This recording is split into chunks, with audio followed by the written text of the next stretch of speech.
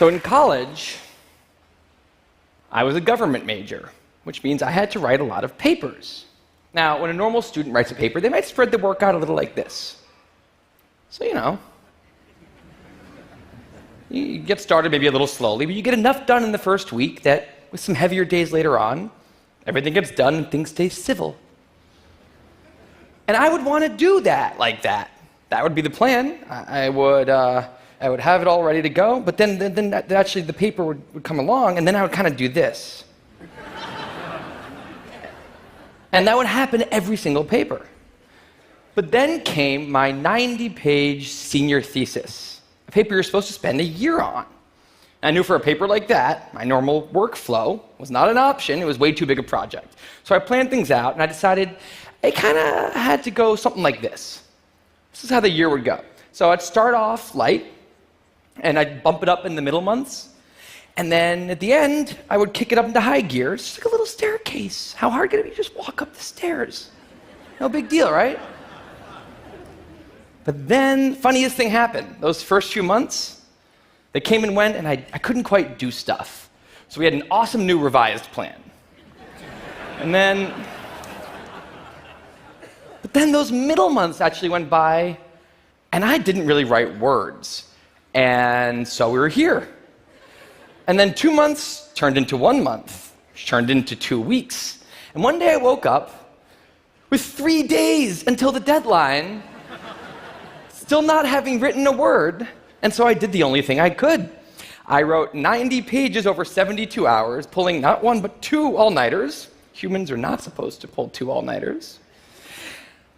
Sprinted across campus, dove in slow motion, and got it in just at the deadline. I thought that was the end of everything. But a week later, I get a call. And it's the school. And they say, "Is this Tim Urban?" And I say, "Yeah." And they say, "We need to talk about your thesis." And I say, "Okay." And they say, "It's the best one we've ever seen."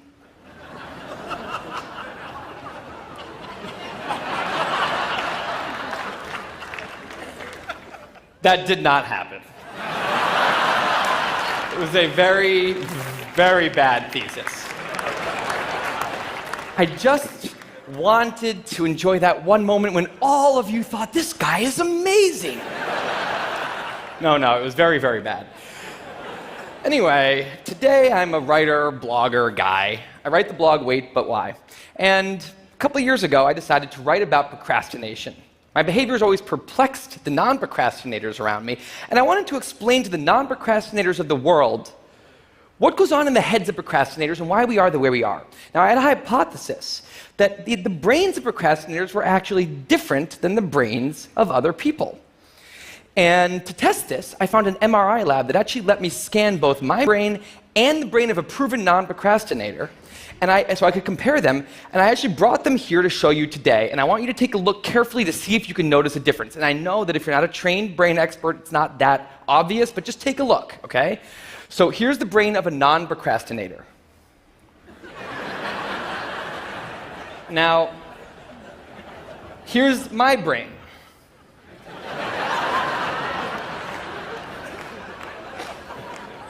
There is a difference. Both brains have a rational decision maker in them, but the procrastinator's brain also has an instant gratification monkey. Now, what does this mean for the procrastinator? Well, it means everything's fine until this happens. So the rational decision maker will make the rational decision to do something productive, but the monkey doesn't like that plan. So he actually takes the wheel, and he says, "Actually, let's read the entire Wikipedia page of the Nancy Kerrigan-Tanya Harding scandal, because I just remembered that happened." Then we're going to go over to the fridge. We're going to see if there's anything new in there since 10 minutes ago. After that, we're going to go on a YouTube spiral that starts with videos of Richard Feynman talking about magnets and ends much, much later with us watching interviews with Justin Bieber's mom. All of that's going to take a while, so we're not going to really have room on the schedule for any work today. Sorry. Now, what is going on here? The instant gratification monkey does not seem like a guy you want behind the wheel. He lives entirely in the present moment. He has no memory of the past, no knowledge of the future, and he only cares about two things: easy and fun.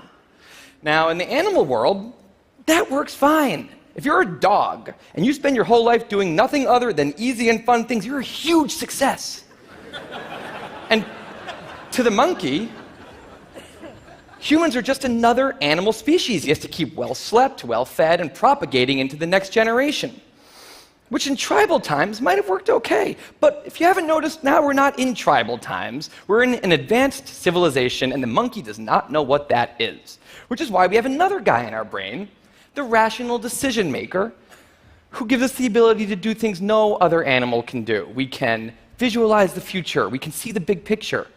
We can make long-term plans. And he wants to take all of that into account, and he wants to just have us do whatever makes sense to be doing right now.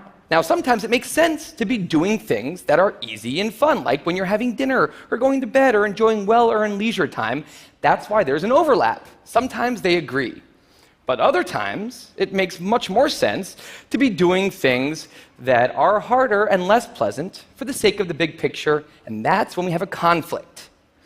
And for the procrastinator, that conflict tends to end a certain way every time, leaving him spending a lot of time in this orange zone, an easy and fun place that's entirely out of the make sense circle. I call it the dark playground. Now, the dark playground is a place that all of you procrastinators out there know very well. It's where leisure activities happen at times when leisure activities are not supposed to be happening. The fun you have in the dark playground isn't actually fun because it's completely unearned, and the air is filled with guilt, dread, anxiety, self-hatred, all those good procrastinator feelings. And the question is, in this situation, with the monkey behind the wheel, how does the procrastinator ever get himself over here to this blue zone? A less pleasant place, but where really important things happen? Well, turns out that the procrastinator has a guardian angel, someone who's always looking down on him and watching over him in his darkest moments, someone called the panic monster.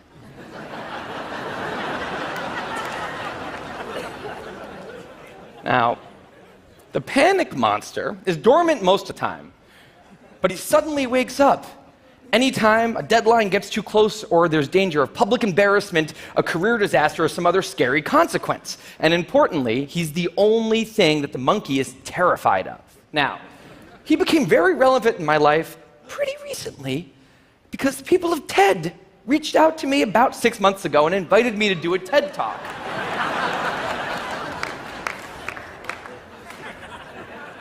Now, of course, I said yes. It's always been a dream of mine to have done a TED Talk in the past.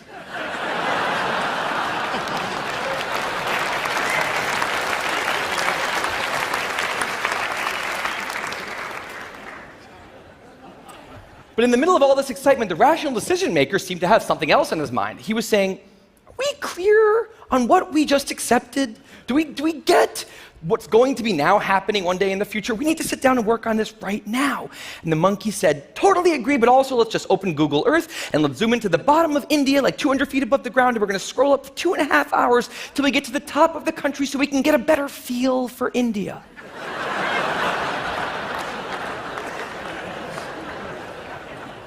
So that's what we did that day. As 6 months turned into 4, and then 2, and then 1, the people of TED decided to release the speakers. And I opened up the website, and there was my face staring right back at me, and guess who woke up?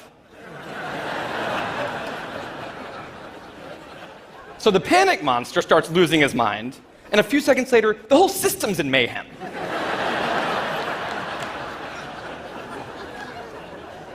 And the monkey, who, remember, he's terrified of the panic monster, boom, he's up the tree. And finally, the rational decision maker can take the wheel and I can start working on the talk. Now, the panic monster explains all kinds of pretty insane procrastinated behavior, like how someone like me could spend 2 weeks unable to start the opening sentence of a paper and then miraculously find the unbelievable work ethic to stay up all night and write 8 pages. And this entire situation with the 3 characters, this is the procrastinator's system. It's not pretty, but in the end, it works. And this is what I decided to write about on the blog just a couple years ago. Now, when I did, I was amazed by the response. Literally thousands of emails came in from all different kinds of people, from all over the world, doing all different kinds of things. These were people who were nurses and bankers and painters and engineers and lots of PhD students. And they were all writing saying the same thing. I have this problem too. But what struck me was the contrast between the light tone of the post and the heaviness of these emails. These people were writing with intense frustration about what procrastination had done to their lives, about what this monkey had done to them. And I thought about this, and I said, well, if the procrastinator system works, then what's going on? Why are all these people in such a dark place? Well, it turns out that there's two kinds of procrastination. Everything I've talked about today, the examples I've given, they all have deadlines. And when there's deadlines, the effects of procrastination are contained to the short term because the panic monster gets involved. But there's a second kind of procrastination that happens in situations when there is no deadline. So if you want to have a career where you want to be a self-starter, something in the arts, something entrepreneurial, there's no deadlines on those things at first because nothing's happening at first, not until you've gone out and done the hard work to get some momentum, to get things going. There's also all kinds of important things outside of your career that don't involve any deadlines, like seeing your family or exercising and taking care of your health, working on your relationship, or getting out of a relationship that isn't working. Now, if the procrastinator's only mechanism of doing these hard things is the panic monster, that's a problem because in all of these non-deadline situations, the panic monster doesn't show up. He has nothing to wake up for. So the effects of procrastination, they're not contained. They just extend outward forever. And it's this long-term kind of procrastination that's much less visible and much less talked about than the funnier, short-term, deadline-based kind.